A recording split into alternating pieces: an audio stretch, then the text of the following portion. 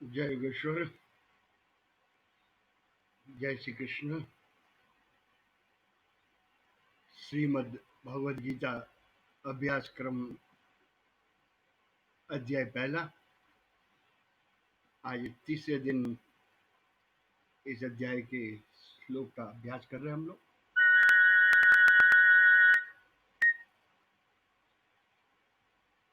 इस modern technology के साथ सभी इकट्ठे हुए को जय श्री कृष्ण और नमस्कार। हमारा ये वीडियो क्लास है, ये हम सब विद्यार्थी हैं। मैं बोलकर अभ्यास कर रहा हूँ और साथ देने वाले सुनकर कर रहे हैं। तो सर्वप्रथम जगत गुरु को नमस्कार करेंगे। आज प्रथम अध्याय के 6ठे श्लोक से प्रारंभ करेंगे, क्योंकि 5 श्लोक पहले देख चुके हैं और हमारी समय की मर्यादा देखते हुए आज 6 से 15 तक यानी कि 10 श्लोक का मैं यहाँ पर पठन कर रहा हूँ। और हाथ साथ में गीता हो तो आप भी वहाँ बैठकर मेरे साथ श्लोक बोलते जाइए, क्योंकि एक भगवद गीता इस महान ग्रंथ के महर्षि वेदव्यास की रचना है। ये सामान्य नहीं है। ये हमारी वाणी पवित्र हो जाएगी, हमारे कान पवित्र हो जाएंगे। ये दोनों ही क्रियाएं साथ में गाना है। और हमारा बोलना भी, मैं गीता जानता हूँ ऐसा गर्व से कह सकेंगे, मैंने पढ़ी हुई है, मैं बोल सकता हूँ, क्योंकि ये गीता का अभ्यास ये गर्जना ही है। डरे हुए भागे हुए जीवन से उनकी भाषा ही नहीं है ये। अर्जुन की जो प्रथम अध्याय में स्थिति है, इसलिए इस अध्याय का नाम अर्जुन विषाद योग, रोने का योग है। गीता के प्रारंभ में रोना से शुरुआत होती है और अंत में रोना समाप्त होकर लड़ने के लिए तैयार है। करिष्ये वचनम तव, भगवान आपने जो गीता में बताया हुआ वो मैं करने के लिए तैयार हूँ, खड़ा हो गया हूँ। ऐसी भूमिका के साथ प्रथम इस पवित्र ग्रंथ के 10 श्लोक साथ में पठन करेंगे और उसके पश्चात पिछली बार जहाँ छोड़ा हुआ था थोड़ा रिकैप करेंगे और एक एक शब्द में भरा हुआ हमारा जीवन के साथ जुड़ा हुआ अर्थ भी देखेंगे।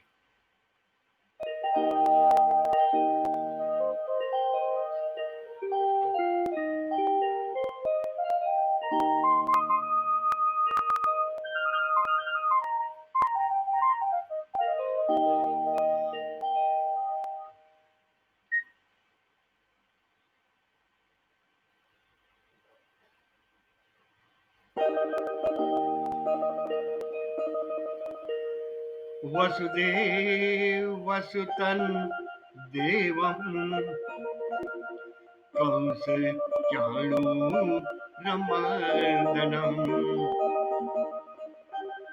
देवकी परमानंदम कृष्णं वंदे जगद्गुरुम। गुरुर्ब्रह्मा गुरुर्विष्णु गुरुर्देवो महेश्वरः गुरुः साक्षात् परं ब्रह्म तस्मै श्री गुरवे नमः।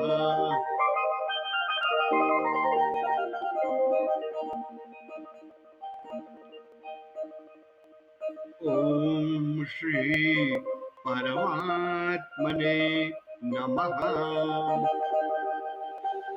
अथ प्रथमोऽध्यायः।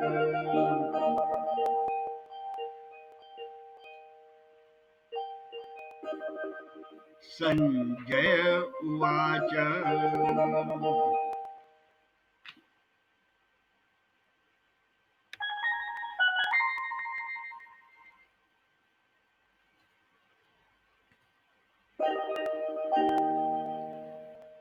युधामन्युश्च विक्रान्त उत्तम औजाश्च वीर्यवान् सौभद्रो द्रौपदेयाश्च सर्व एव महारथाः। अस्माकं तु विशिष्टाये तान्नि बोध द्विजोत्तमा। नायका मम सैन्यस्य संगार्थं तान् ब्रवीमि ते। भवान् भीष्मश्च कर्णश्च कृपश्च समितिञ्जय अश्वत्थामा विकर्णश्च सौमदत्तेस्तथैव च। अन्ये च बहवः शूरा मदर्थे त्यक्तजीविताः। नाना शस्त्र प्रहरणाः सर्वे युद्ध विशारदाः। अपर्याप्तं तदस्माकं बलं भीमा विरक्षितम्। पर्याप्तं त्विदमेतेषां बलं भीमा विरक्षितम्। अयनेषु च सर्वेषु यथा भागम् अवस्थितः। भीष्मम् एवा विरक्षन्तु भवन्तः सर्व एव हि।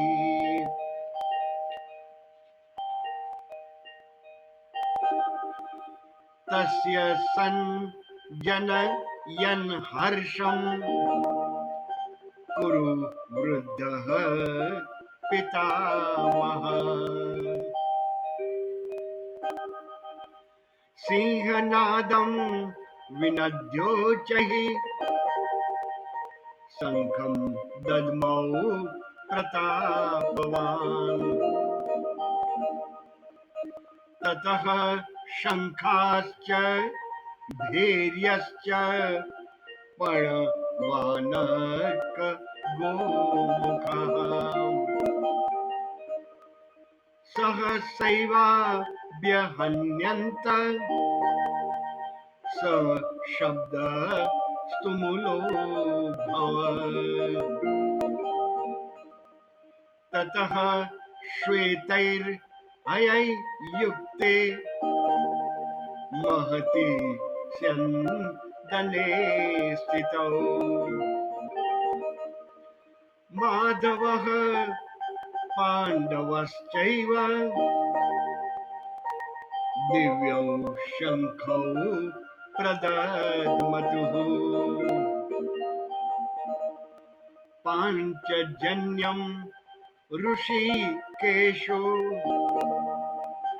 देवदत्तं धनञ्जयः।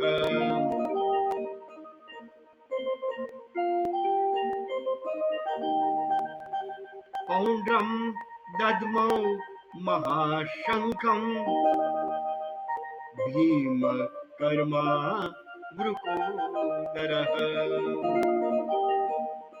भीमकर्मा वृकोदरः।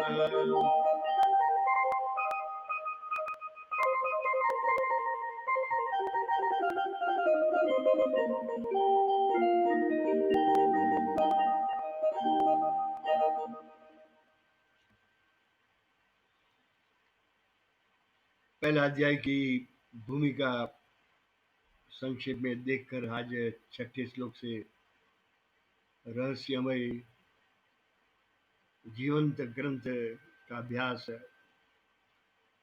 गीता की शुरुआत धृतराष्ट्र वाच से शुरू होती है, शंका से शुरू। धृतराष्ट्र भयभीत है, वह जानता है ये धर्म क्षेत्र है, कुरुक्षेत्र है। यहाँ धर्म की भी कितने सारे युद्ध हुए हैं, यहाँ पर धर्म की विजय हुई है। और कौरव पक्ष अपने पक्ष अधर्म, अनीति, अन्याय, ये सब जितने ही इस पथ पर चल रहे हैं सब भीतर में जानते ही हैं कि अधर्म का पक्ष है, इसलिए भयभीत है। दूसरा एक कारण भी देख रहे थे, इस युद्ध में हस्तिनापुर का राज्य तो कौरव के हाथ में ही था, उनको कुछ जीतना नहीं था। यदि युद्ध में पराजय होती है तो योद्धा सब मारे जाएंगे और राज्य भी चला जाएगा, कुछ मिलने वाला नहीं था। दूसरा कारण ये भी था।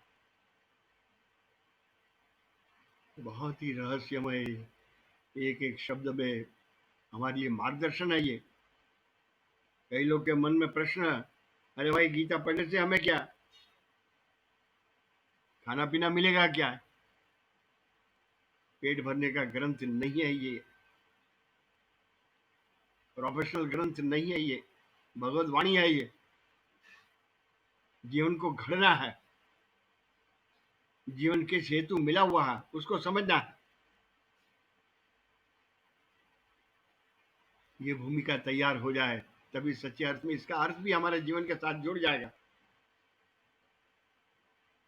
अन्यथा सिर्फ सुनना हो जाएगा। हियरिंग एंड लिसनिंग, दो में फर्क है। ये भूमिका के साथ धृतराष्ट्र ने संजय को प्रश्न किया हुआ है, और संजय वाच, आज भी श्लोक जो हम लोग देख रहे थे, प्रथम भगवान के मुख से निकले हुए शब्द और अर्जुन के मुख से निकले हुए शब्द, ये दोनों का संवाद। प्रथम सुनने वाला संजय, महर्षि वेद व्यास का शिष्य, उसके पास विद्या थी, ऑडियो विजुअल, और एक विद्या और भी आगे थी, वह थी यहाँ पर जो हो रहा, ये दोनों पक्ष के मन में क्या है ये भी उसे समझ में आता था। ये सिद्धि संजय के पास, इसलिए गीता में प्रश्न सर्वप्रथम संजय के सामने किया हुआ, और संजय ने भी धृतराष्ट्र को उत्तर, अंतिम श्लोक, यत्र योगेश्वर कृष्णो, रिजल्ट भी बता दिया before start of the match. युद्ध भूमि, अभी युद्ध शुरू नहीं हुआ, उससे पहले रिजल्ट बतला दिया। तत्र शीर विजयो भूतिर ध्रुवा नीतिर मतिर मम। ये प्रथम देख रहे थे, और युद्ध भूमि पर वर्णन करते हुए संजय द्रोणाचार्य के प्रति दुर्योधन दोनों सेनाओं का परिचय करवा रहे। ये मिलिट्री का एक प्रोटोकॉल है, हेड जो रहता है उसको दोनों सेनाओं का बल, विशेषताएं सेनापति को समझानी होती है, बतलानी होती है। वो भूमिका के साथ हम लोग पिछली बार देख रहे थे। 3 श्लोक योद्धाओं के नाम दिए हुए हैं, इसमें 2 श्लोक हम लोग पढ़ चुके हैं। वह पांडव सेना का वर्णन, अत्र शूरा महेश्वासा भीमार्जुन समायुधि युयुधानो विराटश्च द्रुपदश्च महारथ। ये चौथे श्लोक में भी योद्धाओं के नाम है। सात्यकी युयुधान, सात्यकी विराट राजा और महारथी द्रुपद। इसके पीछे भी राजनीति छिपी हुई है। द्रोणाचार्य को उकसाना, उनमें वैर भाव जागृत करना, ताकि वह पांडवों की सेना को समाप्त कर दे, इसलिए सबके नाम दिए हुए हैं। युयुधान, सात्यकी, आपके शिष्य देखिए, आचार्य कैसे बुद्धिमान शिष्य है, आपने जो विद्या पढ़ाई है वह आपकी गर्दन काटने के लिए इस्तेमाल कर रहे हैं। वैसे आगे वाले 5वें श्लोक में दृष्ट केतुश्चेकितान काशी राजस्य वीर्यवान पुरुजित कुंती भोजस्य शैव्यश्च नरपुंगव, नर में श्रेष्ठ। ऐसे दृष्ट केतु पिछली बार देख रहे थे। दृष्ट केतु शिशुपाल का पुत्र, विक्रांत, विशेष क्रांति वाला, बहुत सुंदर एक एक शब्द के साथ। युयुधानो, दृष्ट केतु चेकिनान, दृष्ट केतु शिशुपाल का पुत्र, चेकितान यादव सेना का योद्धा, पुरुजित और कुंती भोज, ये दोनों ही कुंती के भाई थे, यानी कौरव और पांडव के मामा लगते थे।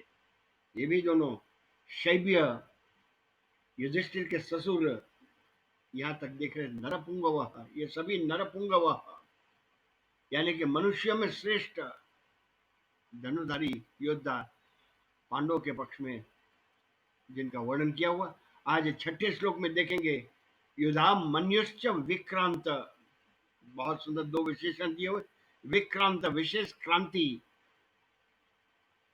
वैसा योद्धा युधाम मन्युश्च, और उत्तम मौजास दो महान योद्धा। एक का विशेषण दिया हुआ विक्रांत महापराक्रमी, शत्रुओं पर विजय प्राप्त करने वाला पराक्रमी, ये भूमिका के साथ लड़ने वाला योद्धा युधामन्युश्च, और उत्तम औजाश्च वीर्यवान, युधामन्यु और उत्तम औजश्च, ये दोनों ही पांचाल देश के, अर्जुन के ससुराल से, पांचाल देश से, पांचाली वहां से साथ में भेजे हुए थे। दोनों ही ये महान योद्धा अर्जुन के साथ युद्ध में अर्जुन के रथ के पहिए की रक्षा करने के लिए नियुक्त किए गए थे। ये दोनों का नाम है युधामन्यु और उत्तम औजाश्च। ये दोनों ही बहुत ही बलवान, इसलिए वीर्यवान उत्तम औजाश्च, उत्तम औजाश्च, उत्तम ओ, उत्तमो औजाश्च, औजाश्च का अर्थ शक्ति, मनोजवम ओजवम, मन की शक्ति जो जानता है, वैसे उत्तम शक्ति, शक्ति का जो संस्कृति के लिए इस्तेमाल करने वाला, धर्म की विजय के लिए, उसे उत्तम औजाश्च, वीर्यवान वीर पुरुष जिसके पास शक्ति है। और विक्रांत, विक्रांत शब्द का भी पराक्रमी, युद्ध में जो पीछे नहीं हटता है, सामने से आक्रमण, एग्रेसिव, शत्रु के आक्रमण के बाद युद्ध नहीं करता, शत्रु पर धावा बुला दे। ये दोनों शब्द का बहुत सुंदर अर्थ है। युधामन्यु उत्तम औजाश्च, ये सामने खड़े हुए हैं। और सौभद्रो, सुभद्रा का पुत्र अभिमन्यु, कृष्ण की बहन सुभद्रा, उसका पुत्र अभिमन्यु। अभिमन्यु का चरित्र भी बहुत ही सुंदर, अत्यंत शूरवीर योद्धा, बहुत ही। तो उसका वर्णन जो है, गर्भ में ही, सुभद्रा के गर्भ में ही उसे चक्रव्यूह भेदने की विद्या प्राप्त हो चुकी थी, इसलिए अर्जुन वहां सामने न होते समय अभिमन्यु, क्योंकि उसे चक्रव्यूह भेदने की, भीतर में घुसने की विद्या गर्भ में ही जैसे मिली हुई थी, वैसा अभिमन्यु। और वह अभिमन्यु बहुत, उसका चरित्र देखेंगे तो कृष्ण के आंखों में आंसू आए हुए हैं। अभिमन्यु की मृत्यु होती है तब, ऐसा वीर पुरुष है। पिताजी नहीं है, माँ के पास गया हुआ, मैं कौरव पक्ष की व्यू रचना मैं जानता हूँ, उसे तोड़कर भीतर चला जाऊंगा, लेकिन बाहर निकलने की विद्या नहीं जानता, जिसके कारण और अन्याय पूर्वक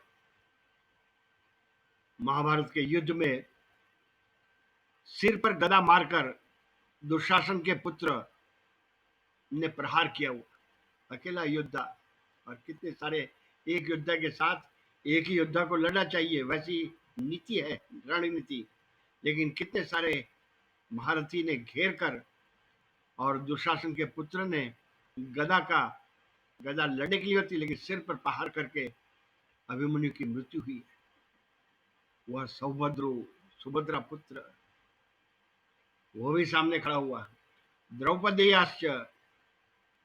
पांचों पांडव के एक एक पुत्र युधिष्ठिर, नकुल, सहदेव, भीम, अर्जुन, ये पांचों भाई के एक एक पुत्र द्रौपदी के गर्भ से वो सभी खड़े हुए, इसलिए द्रौपदीयाश्च सौभद्रो द्रौपदीयाश्च माँ का नाम दिया हुआ। कौरवों का नाम, पांडवों का नाम कौंतेय, कुंती माँ के साथ। वैसे कौशल्य सौभद्रो द्रौपदीयाश्च, रामचंद्र भगवान का भी नाम कौशल्य नंदन, कृष्ण का भी नाम बहुत सुंदर यशोदानंदन, देवकी नंदन। यहाँ पर द्रौपदीयाश्च द्रौपदी के पुत्र, इन सबको भी अश्वत्थामा ने अन्यायपूर्वक रात्रि के समय सब सोए हुए थे तब उनका वध किया हुआ है। और युधामन्यु और उत्तम मौजास का भी वध अश्वत्थामा ने ही रात्रि में सोते समय उनको पांडव समझकर उनकी भी मृत्यु करने वाले अश्वत्थामा। द्रौपदीयाश्च महारथाः, महारथी, रथ में बैठकर महान कार्य करने वाले।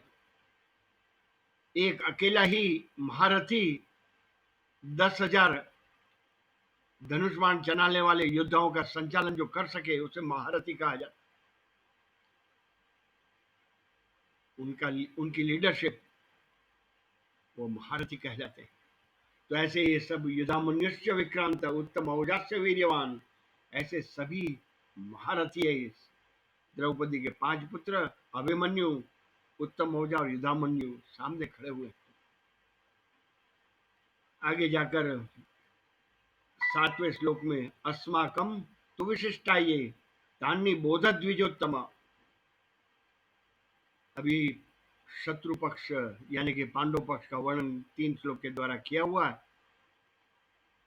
अभी युद्ध के प्रारंभ होने से पहले दोनों सेनाओं का परिचय देना, ये दुर्योधन द्रोणाचार्य को करवा रहे। अभी अपनी सेना में के भी जो है अस्माकम, अपने पक्ष में जो जो योद्धा है, तान्नी बोध द्विजोत्तम, यहाँ पर विशिष्ट योद्धा जो प्रधान योद्धा है हमारे पक्ष में, उनको द्विजोत्तम द्विजोत्तम, ये द्विज शब्द आज हम तो सभी ब्राह्मणी कहते हैं, लेकिन अलग अलग उनकी समझ के कारण जन्म से जो माता पिता ब्राह्मण है उसके पुत्र वो ब्राह्मण कहलाता। लेकिन जिसने संस्कार प्राप्त हुए हुए ब्राह्मण के, जैसे कि त्रिकाल संध्या, प्रभु का स्मरण करना आदि संस्कार संस्कृति के द्वारा पूजन किया हुआ, उसे कहा जाता है द्विज। तो द्विज, द्विजोत्तम, उत्तम द्विज आप, ब्राह्मण के संस्कार आपने सब प्राप्त किए हुए हैं। और इससे भी ऊपर उसे कहा जाता विप्र। ब्राह्मण के अलग अलग जैसे डेवलपमेंट होता है वैसे वैसे उनकी टाइटल भी बदलती है। जन्म से ब्राह्मण, संस्कार से द्विज, और विद्या का अध्ययन जिसने पढ़ाई अभ्यास किया हुआ उसे विप्र क्या कहा जाता है, ब्रह्म विद्या। ये 3 अलग अलग नाम से यहाँ पर द्विजोत्तम, दुर्योधन अपने गुरु को द्विजोत्तम, द्विज में उत्पन्न है। आपने संस्कार से विद्या पढ़ी है, अभी बहुत सुंदर देखेंगे तो ये शब्द का, विप्र शब्द का प्रयोग विश्वामित्र ऋषि ने किया हुआ है राम रक्षा स्तोत्र में। रामम लक्ष्मण पूर्वजम रघुवरम सीतापतिम सुंदरम काकुत्स्थम करुणाणवम गुणनिधिम विप्रप्रियम धार्मिकम। विप्रप्रिय, विप्र, ये तीनों जिसके पास है उसे क्षत्रिय ब्राह्मण कहलाता है। इसलिए राम को महर्षि विश्वामित्र कह रहे हैं वह द्विजो, वह विप्र प्रियम, विप्र है। ये तीनों जिसके साथ है बहुत सुंदर ये व्याख्या और पंक्ति मिलेगी, इसको समझ लेंगे किन प्रकार से जैसे जैसे जीवन विकसित होते जाता है वैसे वैसे उनका नाम भी ब्राह्मण को। इसलिए राम को और कृष्ण को गुरु मानना चाहिए। क्यों कहते हैं जगत गुरु? क्योंकि उसे क्षत्रिय ब्राह्मण, राम रक्षा में बहुत सुंदर, विप्र प्रियम, विप्र जन्म से और संस्कार से और विद्या का अध्ययन करने से वो तीनों जो है उसे क्षत्रिय ब्राह्मण, वह क्षत्रिय ब्राह्मण जो थे वह राम और कृष्ण। कृष्ण का रोल भी देखेंगे तो बहुत ही अलग है। ब्राह्मण का रोल किया हुआ ब्रह्म विद्यायाम, कृष्ण के मुख से निकले हुए शब्द आई। इसलिए आज कोई भी हम लोग भी श्लोक बोलने लग जाएंगे तो तुरंत दूसरे को ऐसा लगेगा ये तो ब्राह्मण होना चाहिए, संस्कृत में बोल रहा है ब्राह्मण। और युद्ध, कृष्ण और राम कितने सारे युद्ध किए हुए। 14 साल वनवास राम को मिला हुआ, लेकिन 14 साल में कितने सारे युद्ध, असुर राक्षस, जो क्षत्रिय का धर्म है वह करने के लिए गए हुए क्षत्रिय ब्राह्मण। इसलिए कृष्ण भी क्षत्रिय ब्राह्मण, कृष्ण भी क्षत्रिय थे। कितने सारे युद्ध, ये उनकी शुरुआत ही युद्ध से हुई है। नाम संस्कार आदि देखेंगे भागवत में बहुत सुंदर प्रसंग है। वह क्षत्रिय ब्राह्मण, उसे ही विप्र कहते हैं। तो यहाँ द्विजोत्तम, अभी द्रोणाचार्य ब्राह्मण होते हुए भी युद्ध भूमि पर लड़ने के लिए आए हो, क्षत्रिय का रोल कर रहे हैं, इसलिए द्विजोत्तम। और अस्माकम तु विशिष्टा, ये तान निबोध, निबोध शब्द, तान निबोध, वहां पर सेनापति को ऑर्डर तो नहीं दिया जाता है। इसलिए पहले सामने पक्ष यानी कि पांडवों की सेना को देखने के लिए पश्य कहा हुआ था। आप देखिए अभी तान निबोध, निबोध, अभी समझ लीजिए, ध्यान दीजिए इस पर, उसे निबोध कहा जाता है। गुरु के मुख से निकले हुए शब्द को बोध कहा जाता है। लेकिन मैं आपको बोध नहीं दे रहा हूं, आपको समझा नहीं रहा हूं, वह निबोध आप जानते ही हैं।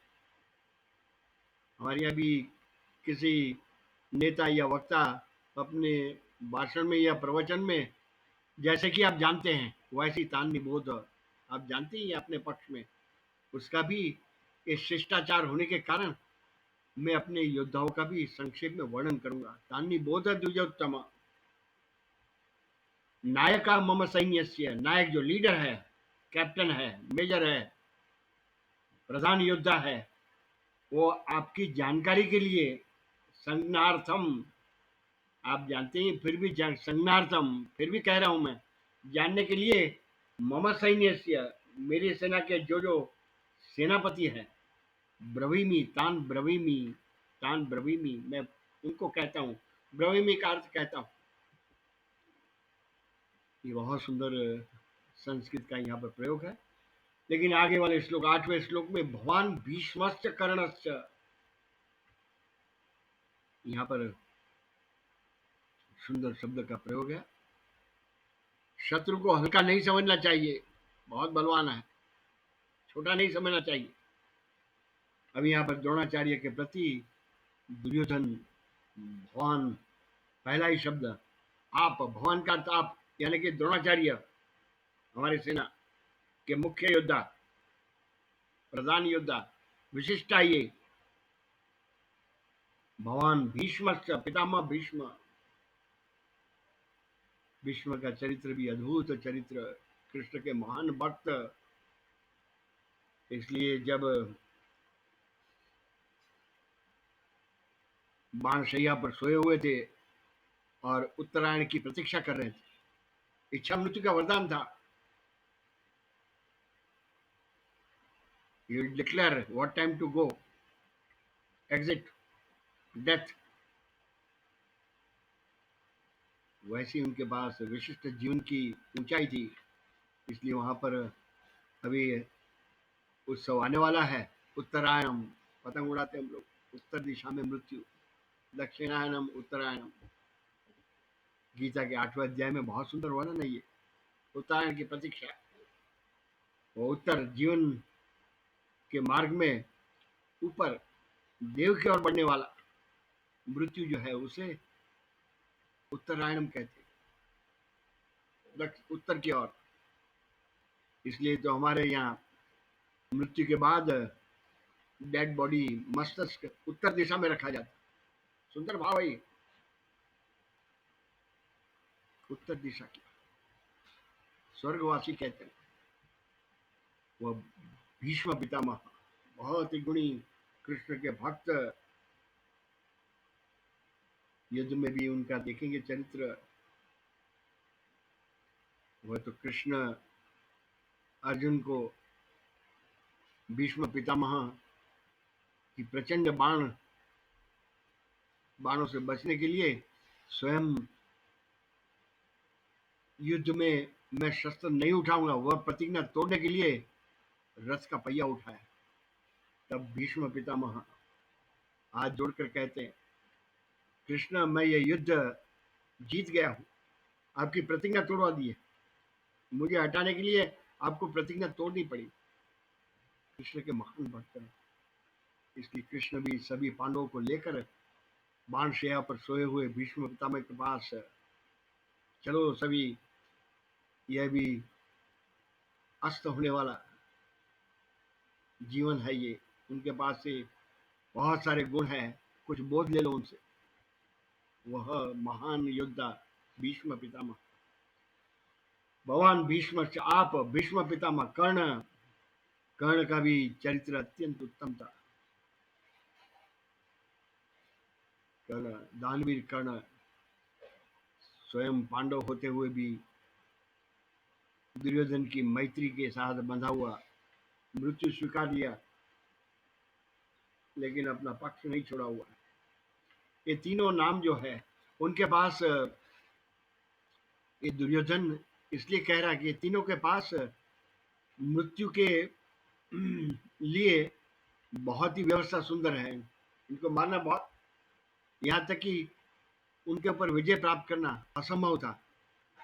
द्रोणाचार्य के पास भगवान शब्द आप, इच्छा मृत्यु का वरदान, शस्त्र भीष्म पितामह इच्छा मृत्यु, और कर्ण के पास कवच कुंडल, वह निकाल दिए गए थे। महान योद्धा। और दुर्योधन को भीतर में यही विश्वास था कि अर्जुन को हटाने के लिए एक महान योद्धा है, वह कर्ण, दानवीर कर्ण, परशुराम शिष्य। वह तीनों के पास आप, भगवान का अर्थ द्रोणाचार्य, आपके पास जब तक शस्त्र हाथ से नहीं छोड़ूंगा तब तक मुझे कोई मार नहीं सकेगा युद्ध भूमि में। अब युद्ध भूमि में कोई शत्रु कैसे छोड़ेगा, शस्त्र छोड़ेगा कैसे? इसलिए तो बहुत सुंदर कृष्ण ने युक्ति की है, हम लोग आगे देखेंगे। वह नरोवा कुंजरोवा अश्वत्थामा हतः, और धृष्टद्युम्न के द्वारा द्रोणाचार्य का वध करवाया हुआ भीष्म पितामह। और कर्ण रथ गड्ढे में घुस गया हुआ, वहां पर बाण मारने के लिए भगवान कहते हैं कि हटाने का श्रेष्ठ रास्ता है। अभी इस समय कर्ण को हटा दे। कृपस्य, कृपाचार्य, ये भी महान योद्धा थे। इनकी बहन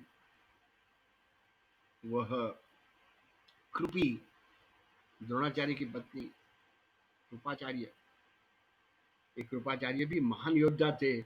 हमारे शास्त्र में तो 7 चिरंजीवी लिखे हुए हैं, लंबी आयु वाले। उनमें एक कृपाचार्य। 7 चिरंजीवी अश्वत्थामा, बलिर्व्यासो, हनुमांश्च, विभीषणः, कृपः, परशुरामश्च, सप्तैते चिरजीविनः। उनकी लंबी आयु है। चिरंजीवी। आज भी माँ भी अपने बेटे के प्रति यही भाव प्रकट करने के लिए चिरंजीवी हो जाओ आशीर्वाद देती है। लंबी आयु वाला, सुखी आयु। चिरंजीवी। इनकी मृत्यु कब हुई इसका कोई उल्लेख नहीं है। और सुंदरी 7 महान योद्धाओं में से ये कृपः, अश्वत्थामा, बलिराजा, महर्षि वेदव्यास, हनुमान, विभीषण, कृपाचार्य और परशुराम सप्तैते चिरजीविनः। ये कृपः वह भी हमारे साथ है। समिति जय, संग्राम विजयी कृपाचार्य। ये तीनों से अलग किया हुआ कृपाचार्य जो संग्राम विजयी है। संग्राम में प्रत्येक बार उनकी विजय होती है, वैसी कृपा आचार्य। तथा वैसे ही अश्वत्थामा, महान योद्धा। आपका पुत्र, द्रोणाचार्य का पुत्र, ब्रह्मास्त्र चलाने की जिसके पास विद्या थी, वो अश्वत्थामा, वो भी चिरंजीवी है, लंबी आयु वाला। पहला ही नाम दिया अश्वत्थामा। वह और विकर्ण, विकर्ण अभी हमारे पक्ष में भी धर्मात्मा कुछ योद्धा है। विकर्ण उनमें से एक है। धर्म की विजय हो, वैसे विकर्ण भरी सभा में द्रौपदी का जब अपमान हो रहा था तब उसका विरोध करने वाले वह महान पात्र विकर्ण भरी सभा में कहा हुआ। यह अन्याय है, अधर्म है। ये अपने सभी भाइयों को सामने द्रोणाचार्य सभी सभा में वहां थे उस समय विकर्ण ने विरोध किया था। यह अधर्म है। ये उचित नहीं है वैसा करना कि भरी सभा में सभी के सामने विरोध करना अपने पक्ष का। ये धर्म। वह विकर्ण, विकर्ण और सौमदत्ती, भूरिश्रवा। सौमदत्त, सोमदत्त उनका पुत्र भूरिश्रवा। ये सब के सब महान योद्धा हमारे पक्ष में है। इसलिए बहुत सुंदर आप भीष्म पितामह, कर्ण, कृपाचार्य, अश्वत्थामा, विकर्ण और सौमदत्ती, ये सारे हमारे पक्ष के महान योद्धा है। और भी कहते हैं, और भी मैं नाम एक जिनका वर्णन शब्द के द्वारा नहीं कर रहा हूँ। ये और भी महान योद्धा। अन्य च बहव सुरा, बहुत ही शूरवीर, नाना शस्त्र प्रहरणा, शस्त्र और शास्त्र को जानने वाले, शस्त्र और अस्त्र से युक्त, शस्त्र चलाने की चतुराई, अस्त्र, अनेक प्रकार के शस्त्र अस्त्र से युक्त, मदर्थे त्यक्त जीविता, मेरे लिए त्यक्त जीविता, जीवन की आशा को त्यागने वाले, जीवन का बलिदान देने के लिए तैयार है अपने पक्ष के लिए, उसे त्यक्त जीविता, मृत्यु तक पक्ष का हित देखने वाले, पक्ष के लिए, पक्ष को विजय प्राप्त हो इसके लिए मृत्यु भी आए तो स्वीकार करने वाले। वैसे मदर से मेरे लिए, दुर्योधन के लिए जीवन की आशा छोड़कर सबके सब सर्वे युद्ध विशारदा, युद्ध में विशारद है, चतुर है। शारदा, चतुराई। इसलिए हम लोग शारदा माँ को वंदन कहते हैं, विशारद। हमारी परीक्षा में विशारद विद्या, विद्या जिसने प्राप्त की है वह चतुराई है। जीवन की चतुराई समझ में आ जाए वही विशारद, शारदा का पुजारी है। या कुंदेन्दु तुषार हार धवला, या शुभ्र वस्त्रावृता। प्रभु का वाहन जो बन जाए वो विशाल सरस्वती माँ का वाहन, मोर के गुण और हंस के गुण, परमहंस, वह सब युद्ध में चतुर है। युद्ध की चतुराई, अस्त्र शस्त्र कैसे चलाना, ये सब जानने वाले हमारे पक्ष में, मेरे लिए जीवन त्याग करने के लिए तैयार। वैसे बहुत सारे योद्धा भी हैं। आगे वाले 10वें श्लोक में एक और सुंदर परिचय है।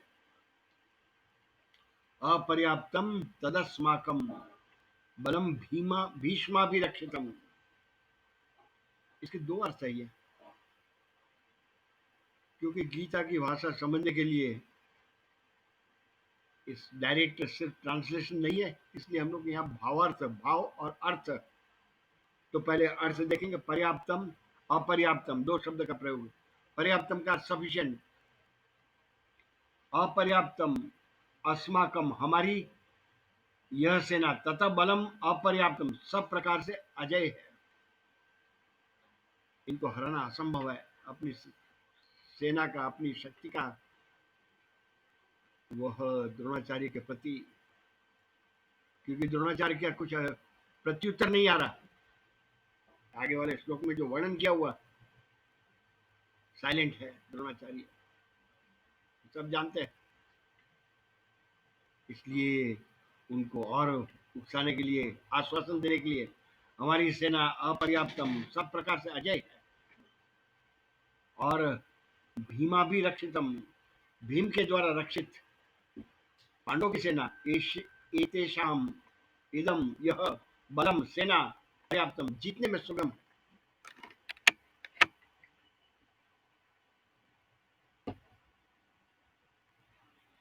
अपनी सेना अजय है और पांडवों की सेना जीतने में सुगम है, पर्याप्तम। ये यहाँ पर इस श्लोक का अर्थ है। लेकिन दूसरा भी बहुत सुंदर अर्थ भी है, पर्याप्तम और अपर्याप्तम। दुर्योधन के भीतर भय बैठा हुआ है कि हमारी सेना संख्या की दृष्टि से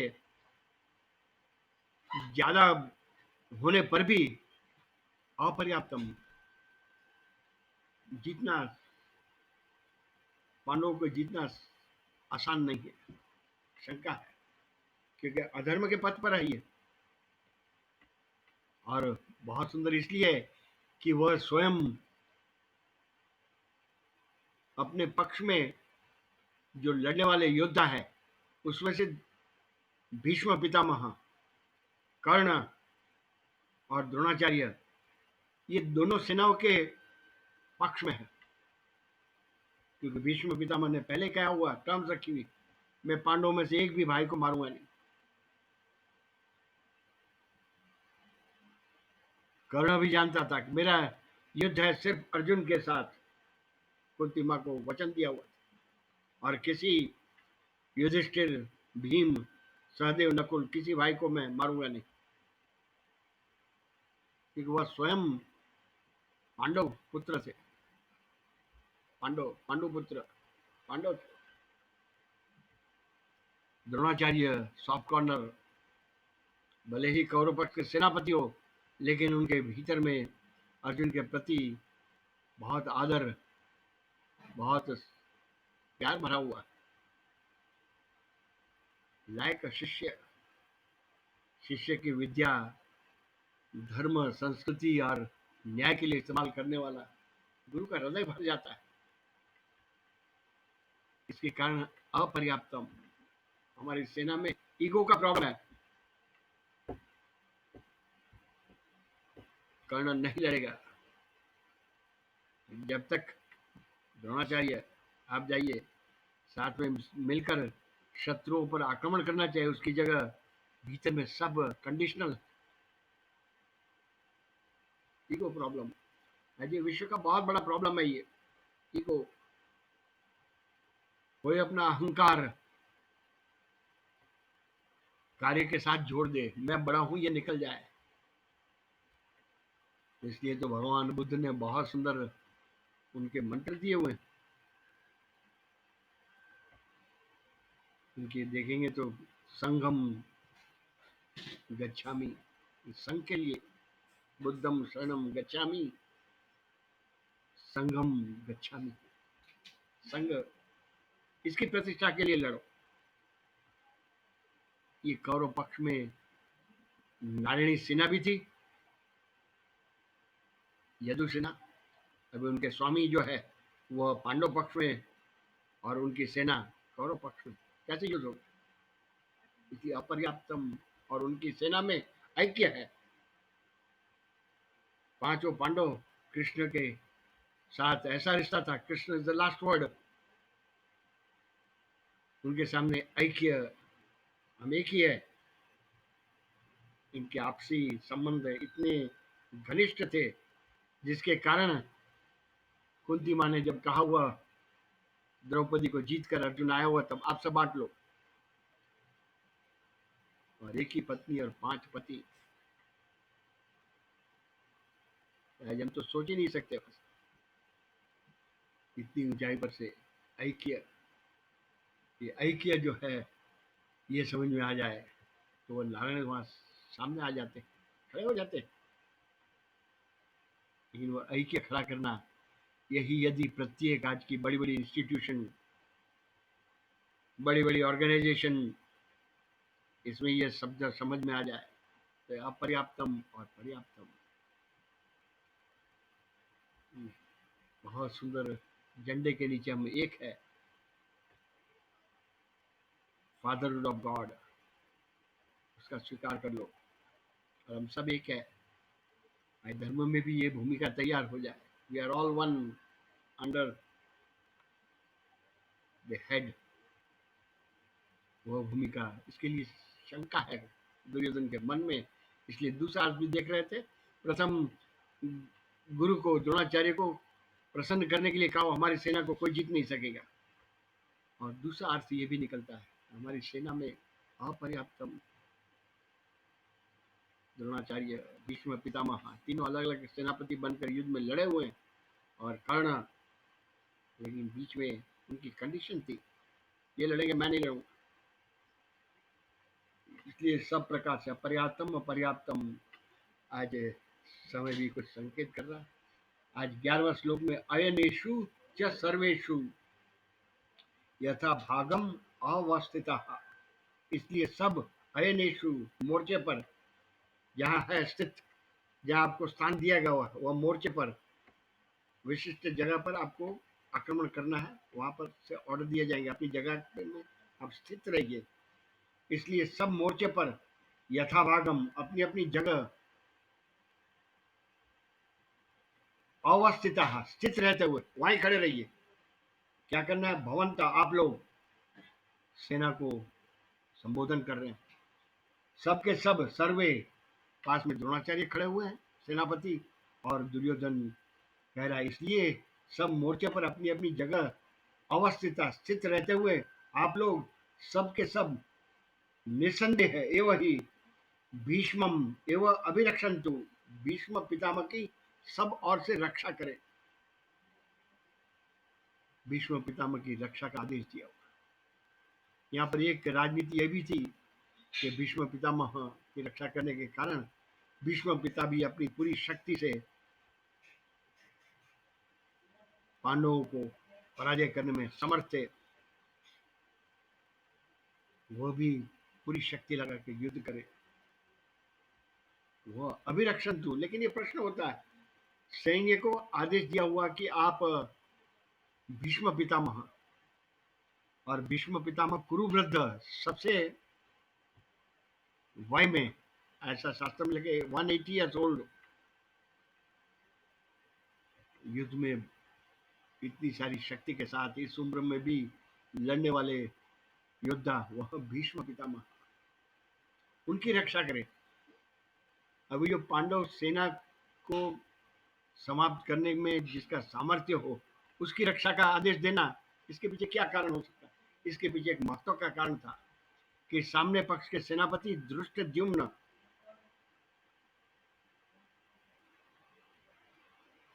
धृष्टद्युम्न उनकी नजर में न आ जाए, भीष्म पितामह। इसलिए संकेतिक ही ऑर्डर है, ये संकेत है। यदि धृष्टद्युम्न जो सामने पक्ष में महान योद्धा सेनापति है वह सामने रहेगा तो भीष्म पितामह नहीं लड़ेंगे, क्योंकि स्त्रियों पर पिछले जन्म में वह स्त्री रहा था और इस जन्म में भी स्त्री होते हुए भी आज की मॉडर्न भाषा में सेक्स चेंज करवाया था, मेल। इसलिए उसको जानते हुए भीष्म पितामह उस पर धनुष्मान नहीं चलाएंगे, और अंत में हम लोग जानते हैं कारण भी यही हुआ। इसके द्वारा इसलिए उनको रक्षा करो। सामने पक्ष में जो योद्धा है वह स्त्री पिछले जन्म होने के कारण और इस जन्म में भी शुरुआत में स्त्री होने के कारण भीष्म पितामह स्त्री के सामने लड़ते नहीं थे। यह उनकी बहुत ऊंचाई थी। डरपोक व्यक्ति, शस्त्र नहीं, ये मिलिट्री की सब प्रोटोकॉल है। और भीष्म पितामह वह सभी नियमों का उल्लंघन नहीं किया हुआ, इसलिए उनकी रक्षा करो। और सुंदर इस अर्थ के साथ आज समाप्ति करेंगे। आगे वाले 12वां श्लोक में इसकी प्रतिक्रिया के रूप में तस्य संजना यन हर्षम कुरु वृद्धा पितामह, ये दुर्योधन के मुख से सुनने के कारण द्रोणाचार्य के सामने वचन कहे हुए और सैन्य को आदेश दिया हुआ। ये सुनने के का परिणाम संजन यन हर्षम, दुर्योधन के हृदय में हर्ष उत्पन्न किया हुआ। तैयार हो।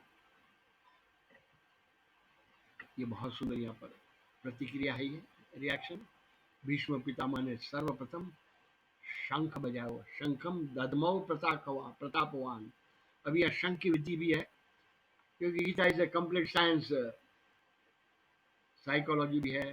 शंखनाद क्यों है, सीने में कितनी शक्ति है, ये शंख बजाने से पता चल जाएगा। इसलिए हमारी पूजा में शंख रखा जाता है। शंख आज भी हम बजाएं तो ज्यादातर लोग शंख से आवाज भी नहीं निकाल सकेंगे, लेकिन इसका ये कारण भी है बहुत सुंदर। आज बड़ी हॉस्पिटल में कोई बड़ा ऑपरेशन रहेगा, शस्त्रक्रिया, तब उसमें पेशेंट जो है जिस पर ऑपरेशन होने वाला, उनके सीने में कितनी ताकत है उसकी जांच करने के लिए एक पल्मोनरी टेस्ट कराया जाता है। एक सामने पाइप दिया जाता, लापो फूको, वैसी ही शंख ध्वनि है। लड़ाई के मैदान में किसके पास कितनी शक्ति है, शंख की ध्वनि से परिचय हो जाएगा। तो वह शंख ध्वनि का वर्णन अगले श्लोक में है, लेकिन आज समय की समाप्ति संकेत करना। अगले रविवार को पुनः 11वें श्लोक से हमारा अभ्यास चालू करेंगे, लेकिन आज जो 5 श्लोक किए हुए हैं उसका फिर से पारायण करके आज पूरा करेंगे। तो 6, 7, 8, 9, 10 से 5 श्लोक मैं गा रहा हूँ, मेरे साथ सब गाते जाइए, ताकि हमारा ये गाते समय जो जो अभी इसके भावार्थ हमने अभ्यास किए हुए वो सही अर्थ में सामने आ जाए। युधामन्युश्च विक्रांत उत्तम ओजाश्च वीर्यवान् सौभद्रो द्रौपदेयाश्च सर्व एव महारथः अस्माकं तु विशिष्टाये तानि बोध द्विजोत्तमा नायका मम सैन्यश्च संगार्थं तान् ब्रवीमि ते भवान् भीष्मश्च कर्णश्च कृपश्च समितिञ्जय अश्वत्थामा विकर्णश्च सौमदत्ते तथैव च अन्ये च बहवः शूरा मदर्थे त्यक्तजीविताः नाना शस्त्र प्रहरणाः सर्वे युद्ध विशारदाः अपर्याप्तं तदस्माकं बलं भीम बलं भीष्म विरक्षितम् पर्याप्तं त्विदम् एतेषां बलं भीम विरक्षितम् बलं भीम विरक्षितम् वसुदेवसुतं देवं कंसचाणूरमर्दनम् देवकी परमानन्दं कृष्णं वन्दे जगद्गुरुम् गुरुर्ब्रह्मा गुरुर्विष्णुः गुरुर्देवो महेश्वरः गुरुः साक्षात् परं ब्रह्म तस्मै श्री गुरवे नमः। तस्मै श्री गुरवे नमः।